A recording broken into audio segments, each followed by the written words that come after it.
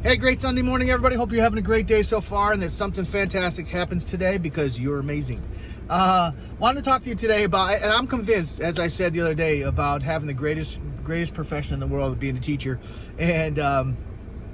And the fact that room 31 at Pinewood Elementary School is the place to be. I learn so much every day. It's a thought-provoking thing, you know, as the kids come in and I'm trying to teach them things or have them learn from me. I'm certainly learning from them on an everyday basis. This past week, this little girl came into my room. A group of fourth graders came in, and usually when they come in, I'm taking attendance and getting some things ready, and they're wandering around my room and looking at the pictures on my bulletin board, and the little girl standing over there, and she's looking at my pictures, and she goes, "Mr. Hughes, are you rich?" And I go, "Yes, I am."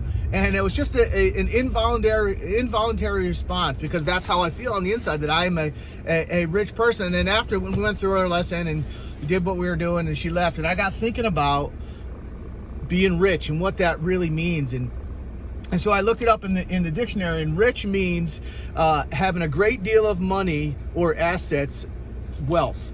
And so I guess I should have answered her yes and no.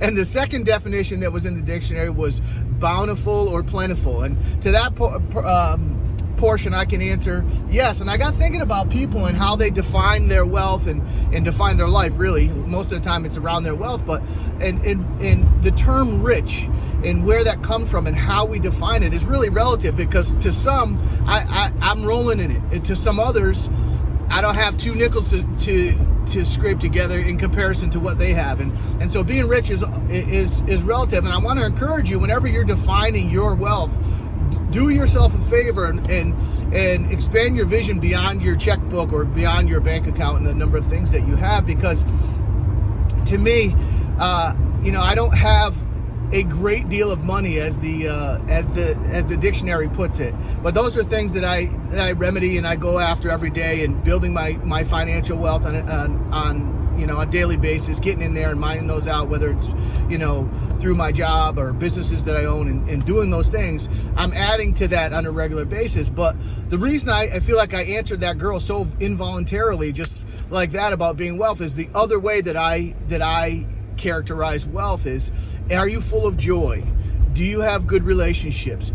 Do you have operate from a place of peace regularly in your life? To me, that's rich. And that part is just, I really look at my life that my cup runneth over in that area, that I have great relationships in my life by and large. I have I just am at peace regularly, and I'm a pretty joyful person, and a lot of that comes from my relationship with God and the rest of the things that surround my life.